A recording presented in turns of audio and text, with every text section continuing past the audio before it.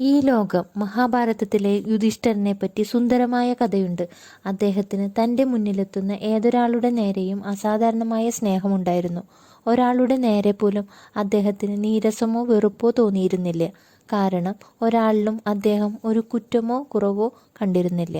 അതേ രാജവംശത്തിൽ വേറൊരു രാജാവുണ്ടായിരുന്നു, ദുര്യോധനൻ. അദ്ദേഹത്തിനും ഒരു സവിശേഷതയുണ്ടായിരുന്നു. മറ്റുള്ളവരുടെ ദോഷങ്ങൾ മാത്രം കാണുക എന്നതായിരുന്നു അത്. 99% ഗുണങ്ങളുള്ള ഒരാളുടെ 1% ദോഷത്തിനു നേരെ ആണ് അയാൾ നോക്കിയിരുന്നത്. അതുകൊണ്ട് തൻ്റെ മുന്നിൽ വന്നു നിൽക്കുന്നവരെല്ലാം അധമന്മാരായി അദ്ദേഹം കണ്ടു. അതുകൊണ്ട് തന്നെ അദ്ദേഹത്തെ കാണുന്നവരെല്ലാം അദ്ദേഹത്തെ വെറുത്തു.